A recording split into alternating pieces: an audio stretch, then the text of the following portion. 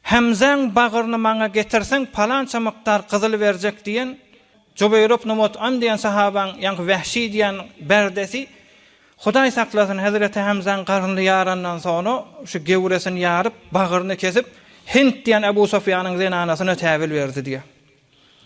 Şonda ýa-ni Hind ştatyň gowgulagasyna Hind şu jiger dişlep ýejek boldy diýe. Ýejek boldy dişledi diýe, ýöne iýilmedi diýe. Hudaý Taala Hazreti Hamzan haýwatyny oň ýüregine oklap iýilmedi diýe. Sonra da äp beripdir. Şonu Peygamberimiz Aleyhissalatu vesselam'a bu habary getiripdirler. Peygamberimiz aýdypdyr, Hamza Asadullahi we Asadu Rasulih. Men şiirim Hudaýyň şiiri o.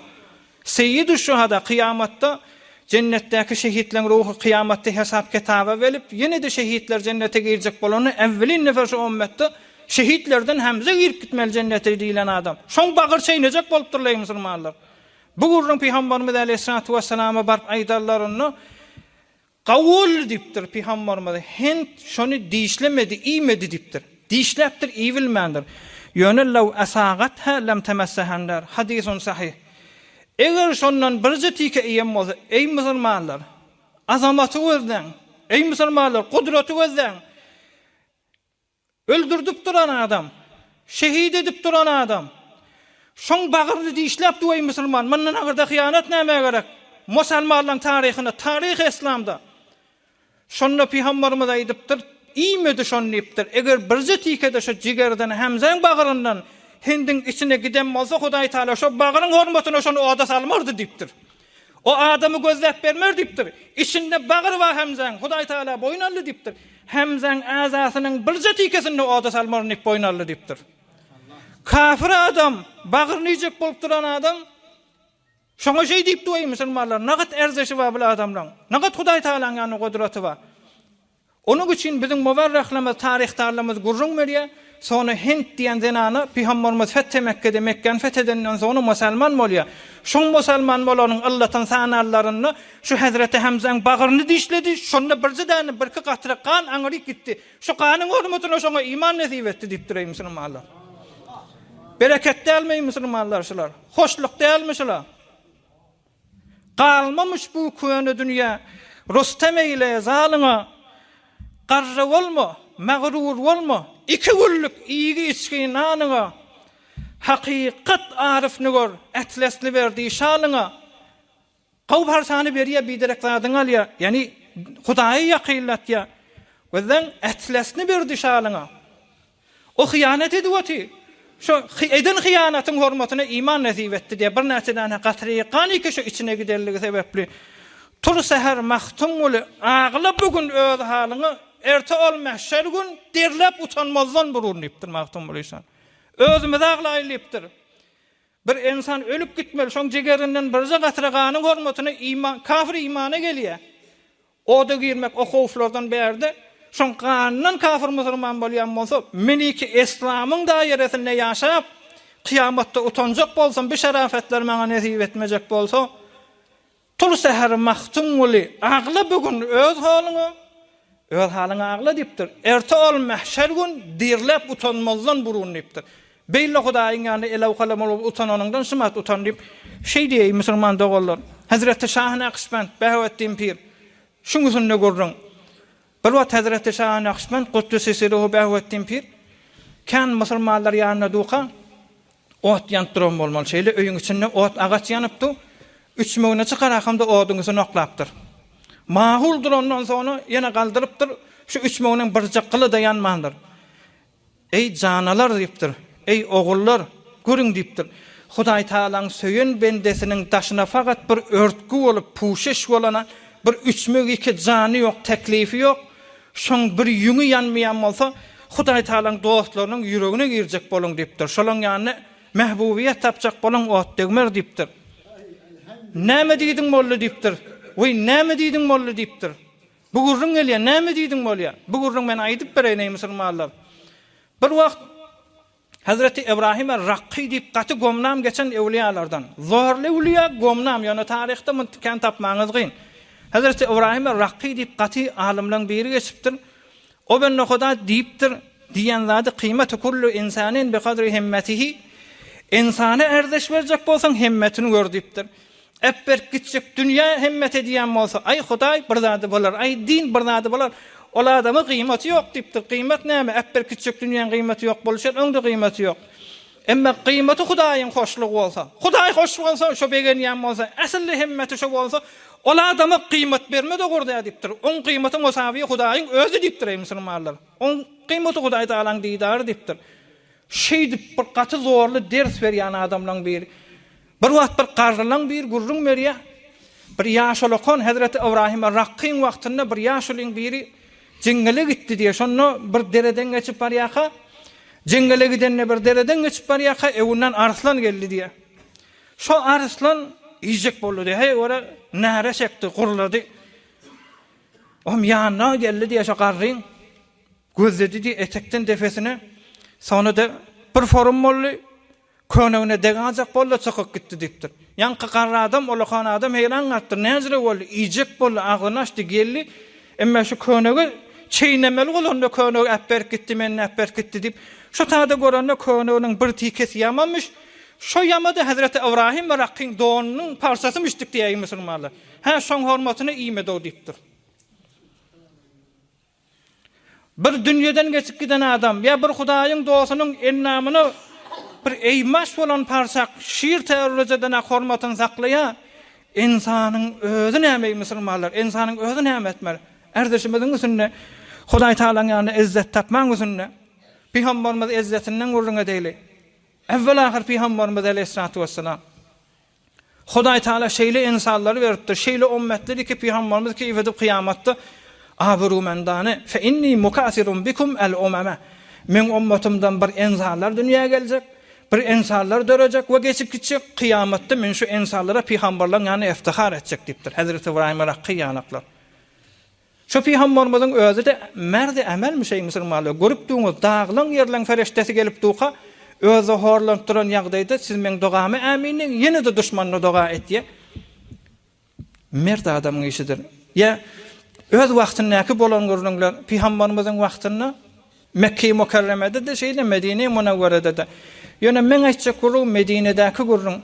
Medine-i Munawwarada bolýan gurrunlardan Medine-i Munawwarada kan deşwi ýokdy diýe. Belli bir adamlarda hem adamlar sınjagıljak bolanyny o düzlere giderdiler. Şonda ey musulmanlar, Peygamber ahir zaman Peygamberiň ahlaky bir akly bir hirrak, samsagrak hele wady diýe. Şo diýe Peygamberimiz aleyhissalatu vesselam giýjän bir wagtynda da bar Peygamberimiz oýandyrardy. Ya Resulallah, men sınjagıljak bolýan, menden habardar bolsaň diýip Peygamberimiz şoňa ýok diýmerdi, giderdi. O oýa inerdi. Berden oýa adam inmesin, inamasyn, oňusyna adam baranmasyn diýip giýjän bir wagtynda Peygamberimiz şoňa ýok diýmen, sınjasyna habardar bolýan Peygamberimiz. Ey musulman dogallar. Merde emelmi şey musulmanlar. Diýmendir men Peygamber hitmet edipdir. Diýmendir samsyk hitmet edipdir. Bende ez taat be okba miraset, lik ez hitmet be Mawla miraset. Onun üçin Hudaý Taala Peygamberimiz aleyhissalatu vesselam qati iradeti we Hudaý Taalaň mehabbeti we Hudaý Taala diýiljek.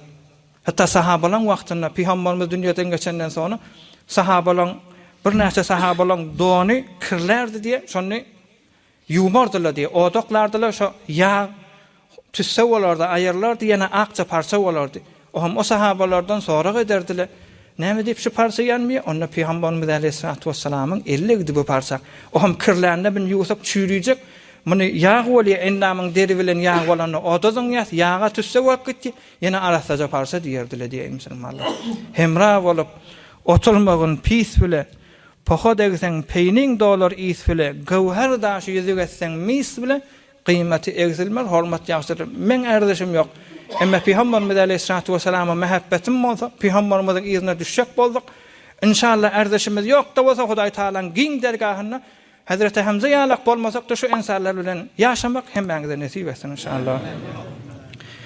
Jembendi ýetsek musulmanlar, Hazreti Hamzaň gurrundan bir Hudaý Taalaň ýanyna izzet tapmaň gurruny, dine zähmet çekmäň gurruny, awry getirmäň gurruny, bir gatrasyndan bir kafir hele musulman bolýar. Kan gurrundur. Şodur şu dersler bir de musulmanlar Hudaý Taala yani erzek tafandan sonra ýeke Hudaý Taala seni gawy görmeýär. İçeriň de sen hormatyna, hem saýaň da sen hormatyna. Senden öňe beserler de sen hormatyna, sana hyzmat ederler de sen hormatyna kan ýerde tahfifat berjek. İnşallah hemmemize nasip etsin. Nefre bir alhamdulillah ötellere dua edelim.